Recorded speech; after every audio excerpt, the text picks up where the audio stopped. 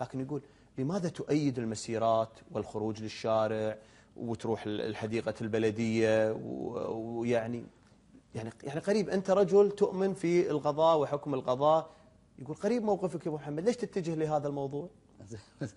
بسم الله، حطيت لي الأسئلة وهذه ما صارت. يقول ما صارت. شوف أنا بكون صادق معكم وصادق مع إخواني المشاهدين، وأنتم ما شاء الله من متابعين السياسة. إذا طلع عندي أي موقف متناقض أنا صفت أقراضي واعتزل السياسة. نعم محشوف. الله يسلمك. ثق بالله أن نأمن بالقضاء. أنا ما قلت في ولا مسيرة خلينا نطلع إلا بإخطار. المسيرات اللي حصلت في المناطق ما طلعت فيها. معها أو ضدها؟ لا أنا ما أيدها. ما تأيدها. يعني الدستور مادة 44 من الدستور نصت على المواكب والتجمعات، والمفروض أنه يشرع قانون. ترى عندنا قانون فيه قصور. صحيح. فما تقدر أنت تدين اللي طلعوا ولا تقدر تبرئهم، ولكن خلينا نكون صادقين. المسيرات اللي قاعد تحصل في المناطق قاعد تسبب إزعاج للأهالي. يعني سواء من القوات الخاصة أو غيرهم، حتى القوات الخاصة قاعد يضربون مسيل الدموع وقنابل دخانية وقاعد تسبب اختناقات. تدخل البيوت فيها كبار السن ومعاقين وغيرهم. لكن المسيرات اللي صارت باخطار زين، ما كان في قوات خاصة، في دوريات تقريبا 4 دوريات. صحيح. وعوائل وشباب وشياب وبنات وكل يعني كانت نفس المسيرات في أوروبا. صحيح. أنا حضرتها ولو تصير مرة ثانية هم حضرها لأنها بترخيص وقانون. بترخيص يعني وما فيها أي إشكال. بالنسبة حق قانون التجمعات يسمح. حديقة البلدية كان عندي ندوة لقاء مفتوح.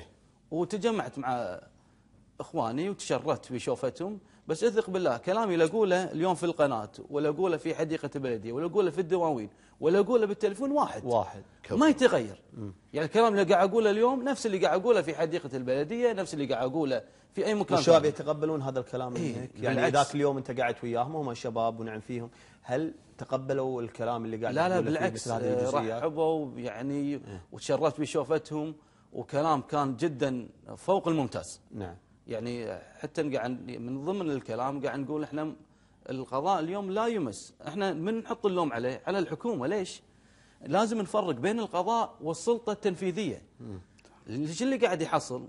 البعض يقول فرضا ليش أدانوا في ناس أساءوا لسمو الأمير وفي ناس ما أدانهم. الكلام مو صحيح.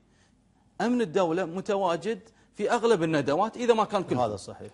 أمن الدولة قدم بلاغ للنيابة. اليوم القضاء نفس الماء الراكد ما يتحرك لما تقدم بلاغ.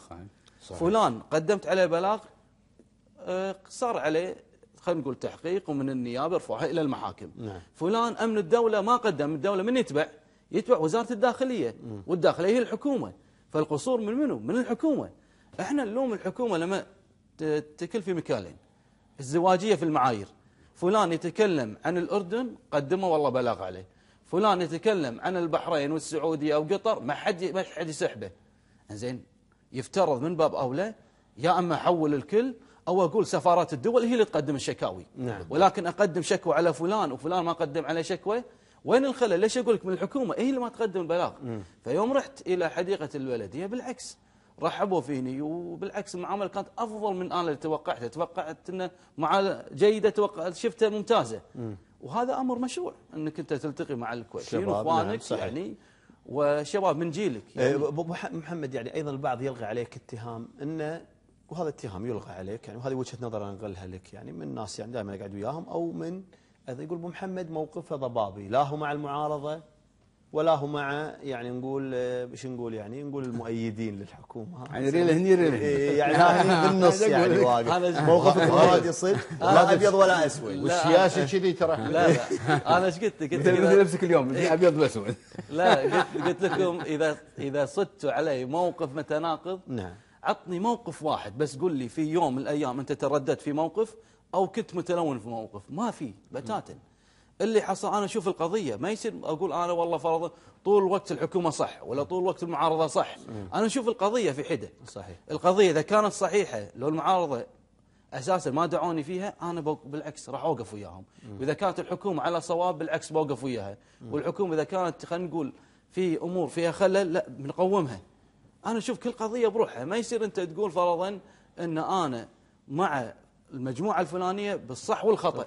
هذه ما تصير. صحيح. فاي موقف انا قيمه اشوف اللي صالح الكويت هل هو صح او خطا، اذا كان خطا نعدله واذا كان صح خليني اوقف وياه. اكلمك عن اللون الرمادي. البعض قال ان ابو محمد رياض العدساني في ايام المجلس المبطل كان ايضا في قضيه ايضا الموقف الرمادي اللي قاعد اكلمك فيه، هل هو مع الاغلبيه مش مع الاغلبيه، هل هو كتله الاغلبيه؟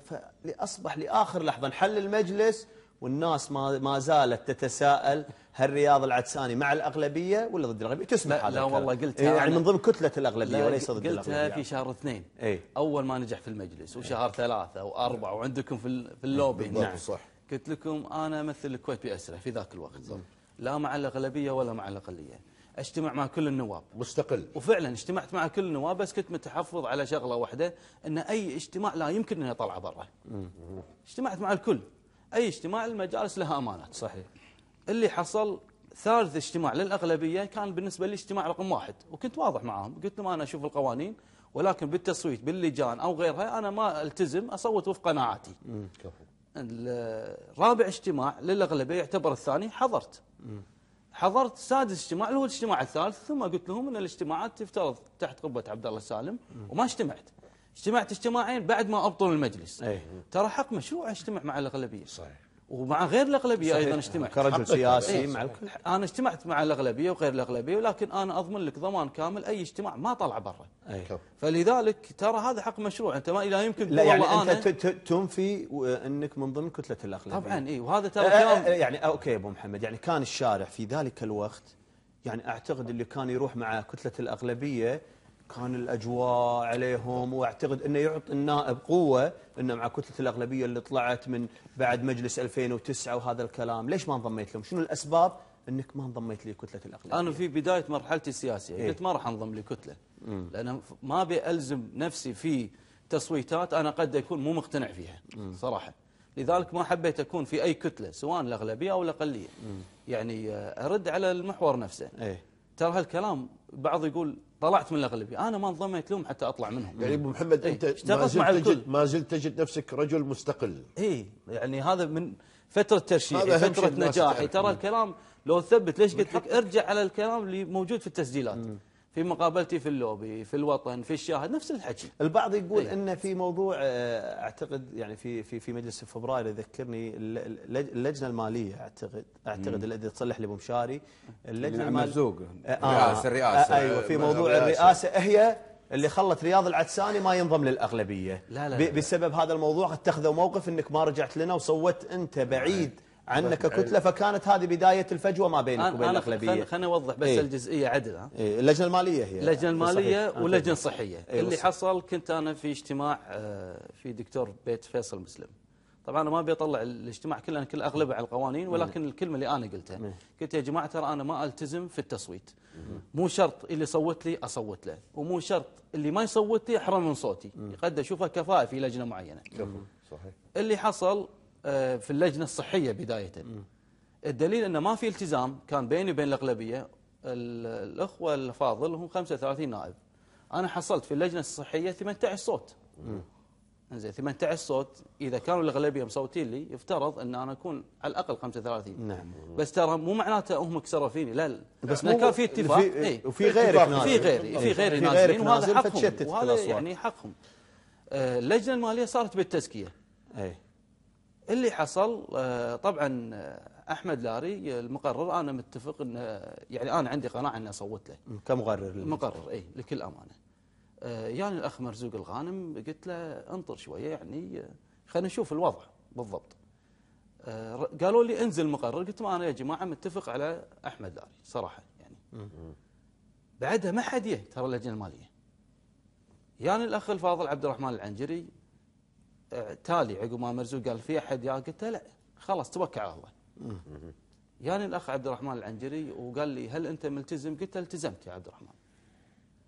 فما حصل اي اشكال. اللي قلت حق عبد الرحمن انه بالنسبه لي انت كفاءه ومرزوق كفاءه، فما يفرق بالنسبه لي حق الرئاسه، مو سالفه من قال لي قبل. هذا اللي قلته بالضبط، وقال لي خلاص. هذا ما زعل الاغلبيه عليك في اتخاذك هذا القرار، لانها اثيرت اعلاميا. لا ما له علاقه. لا كلش. والدليل ان في امور وايد اتفقنا فيها، في امور ما اتفقنا فيها. قضيه الايداعات اتفقنا فيها.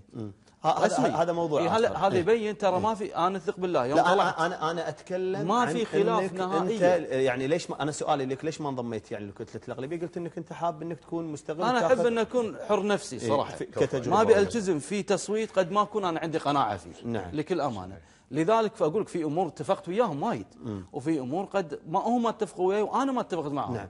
مو شرط انا صح ولا هم صح، قد يكون في امور هم على الصواب فيها. وموضوع البيان اللي ما وقعت عليه مع سمو الامير، اي لا اول شيء بيان انا ما وقعت. ترى فتره المجلس وليش طلع لغط كثير يقول لك وقع. ترى فتره البيان الاول اللي طلعوا على حل المجلس انت وقعت عليه؟ لا خليني اذكر لك اياهم جزئيه وبالتاريخ. اوكي احسن. حلو. تاريخ 14/2 اول بيان طلعوا الاغلبيه كنت انا معارضه. اول بيان اللي هو ايش كان يتكلم؟ اللي هو انه يفرضون على رئيس الوزراء 9 وزراء. انا وصفته بغير دستوري. هذا بعد انتهاء الانتخابات. بعد انتهاء الانتخابات قبل تشكيل حكومه. قبل تشكيل المبارك. لان ماده 50 من الدستور فصل السلطات. واستنادا على حكومه 92 الشيخ سعد الله يرحمه عسى الله يغفر له، ذكر ان 3 نواب من وزراء من اصل نواب. وقالوا الاعضاء لا نبي 9، فوصلوا حل وسط 6. فانا بالنسبه لي التفاوض، فكان فرض على رئيس الوزراء 9 وزراء. صحيح. وقلت انا وصفته بغير دستوري. فتره المجلس ترى ما وقعت ولا بيان مع الاغلبيه، ما في نهائيا. اتفقت في قوانين بس ولا بيان طلعت فيه. بعد ما ابطل المجلس بيانين، الاول والثاني، باقي البيانات ما وقعتها. الاول والثاني بعد ابطال المجلس، باقي البيانات ما وقعتها. اللي هم البيانات شنو كانت؟ الاول وقعت عليه. الاول والثاني. بس الاول قال انت بس عندي تحفظ بالنسبه حق المحكمه. انت الان تتحدث عن احترام القضاء. لا بس انا شلتها. فقالوا ان رياض العدساني شلون يوقع الناس؟ لا شلتها. الفقره انا شايلها. شايلها انك كأن المجلس غير مبطل. هذه شلتها الفقره. نعم. انا قلت هالفقره هذه انا ما التزم فيها. ارد على بالنسبه حق البيان اللي تفضلت فيه. انا لي تصريح سابق ان مناصحه ولي الامر تكون في السر وليس على الرؤوس المنابر. صحيح. انا قريت ويوم رجعت الكويت تشرفت في مقابله سمو الامير. نعم. انزين فالبيانات مو معقوله انا اقول شيء واعارض كلامي. ومو معقوله هم ايضا انا اوقع على بيان انا اساسا وقت الخطابات كنت خارج الكويت. فمن باب اولى لما انا ابي اوقع على بيان يفترض الخطاب انا شايفه قبل لا اوقع عليه. نعم. يعني هل يعقل انا اوقع على بيان انا اساسا ما شفت الخطاب قبل لا يقال؟ يعني هذه نقطه. النقطه الثانيه ان ايضا الاخوه الافاضل ما دعوني بالنسبه، ولو دعوني انا اقول لك يا انا ملتزم بكلمتي ما راح اوقع البيان. لا يمكن اليوم انا اوقع البيان وعندي تحفظ على بعض العبارات، بالاضافه ان البيان حساس اوقع لازم انا اشوفه عدله. يعني نفترض انا طلعت بخطاب مثل ما قلت لك تعال وقع وياي، بتقول انت ليش ما عرضته علي؟ اكيد يعني. فلذلك انا او اقول عندي ما تحفظ او عندي كلمه عندي تحفظ بضيف كلمه بشيل عباره. سؤالي عشان بنتقل لابو علي ولابو مشاري في التعقيب على هذا المحور. شنو المواقف اللي انت اليوم تشوف الاغلبيه او كتله الاغلبيه على حق فيها، وتشوف وان كتله الاغلبيه مش على حق فيها، مخطئين فيها، كرياض العدساني في ميزانك؟ شنو المواقف؟ المواقف انا اقول لك تبي في فتره الايجابيه والسلبيه. فتره المجلس ولا كيفك؟ فتره المجلس في حق مشروع، لكن انا شفته انه احتكار المناصب هذا حق مشروع، ولكن انا ما شفته انه خطوه ايجابيه. عدم رفع الحصانات يعني عن كتله الاغلبيه، يعني انا قاعد اشوف انا رفعت الحصانه على الكل. نعم. هذه من ضمن اللي شفتها الاخطاء. يعني تروح على الاقليه قالوا والله احنا نبي التنميه، قدموا 4 استجوابات ورا بعض. زين انت قاعد تناقض نفسك. انا اشوف الاستجواب. لا انا ما اتكلم عن الاغلبيه في مجلس المبطل، انا اتكلم عن سلبيات الاغلبيه اللي انت قاعد تذكرها. ممتاز. واذكر لي ايجابياتهم اللي انت يعني. الايجابيات انا اقول لك الايجابيات انا اقول كانوا متعاونين صراحه. انا ما ابي اخفي. متعاونين مع منهم؟ ترى متعاونين مع الكل كانوا. يعني ما كانوا حتى مع الحكومه مو لهالدرجه. حتى مع الحكومه صارت بعض المواقف. ولكن يعني اكثر من مره قالوا حق الاقليه تعالوا ويانا، لكن هم الاقليه كاشين شوي. اتفق معهم قضيه الايداعات، قضيه التحويلات اتفق معهم. استجواب الشمالي اتفق معهم انا. يعني ليش احنا بالكويت قاعد تحصل عندنا للاسف في الفتره الاخيره، ولازم اكون انا صادق. نعم. البعض او القله ولكن صوتهم عالي اخذ النفس العنصري الطائفي القبلي. يعني واحد مره قال لي شلون انت طرحت الثقه في مصطفى الشمالي. فقلت له ايش رايك في مدير التامينات الاجتماعيه؟ فقال لي ما يستحق ومفروض انه يروح النيابه من الكلام هذا. هذا رايه. فقلت له الوزير هو اللي يجدد له. صحيح. فهو يتحمل مسؤوليه. شلون انت تقول يعني الحين انت قاعد تفرق في تناقض. اذا هالشخص جدد حق هالشخص من باب اولى الاثنين يمشون. صحيح. فهني المساله غير الامور الثانيه اللي هي عندك انت قضيه القروض مالت البنوك، التحويلات، الايداعات، ما كان كلها تحملها وزاره الماليه يعني. نعم. بالاشراف يعني. قضيه التامينات الاجتماعيه، قضيه الايداعات والتحويلات الخارجيه لا اتفق مع الاغلبيه. قضيه الشمالي اتفق مع الاغلبيه. في امور قد ما اتفق معاهم نفس اللي ذكرتهم. لذلك انا حبيت ان اكون حر. نعم. مو شرط انا اتفق في كل القضايا ولا اعارض في كل القضايا يعني. وايضا الاقليه في امور زين ابو محمد في سؤال ايضا يقول لك ان ابو محمد ايضا يعني من بعدم انضمامك للاغلبيه، انت ودك تنضم للاغلبيه لكن يقول لك والله انت خوفا يعني من خلالك اتباعك للاغلبيه او انخراطك في كتله الاغلبيه انك تخسر قواعدك الانتخابيه.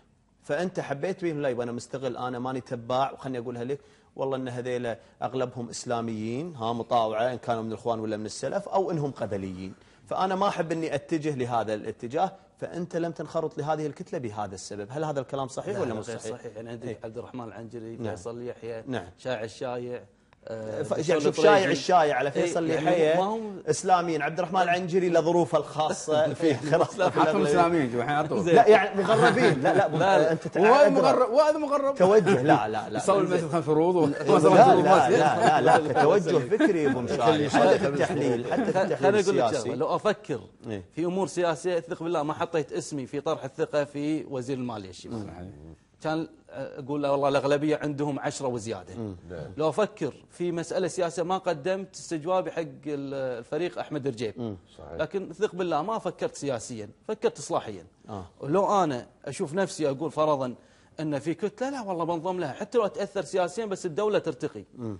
بس انا شفت موقعي لما اكون مستقل وايد افضل. نعم. يعني هذا اللي شفته. لا بالعكس انا ما انضميت لقناعتي. زين. ما فكرت لي ظروف سياسيه او امور انتخابيه. لتأييدك هذا سؤال ايضا من جانب اخر من زاويه اخرى بنفس السؤال اللي من ساعه، يعني بتأييدك للاغلبيه هل هذا الامر خسرك قواعدك الانتخابيه في الكثير من القضايا اللي انت قاعد تتفق وياهم فيه او بالعكس؟ لا بالعكس. يعني الناس الحمد لله متفاهمه، واليوم عندك وسائل الاعلام، الانترنت، التويتر، القنوات الفضائيه قاعد توضح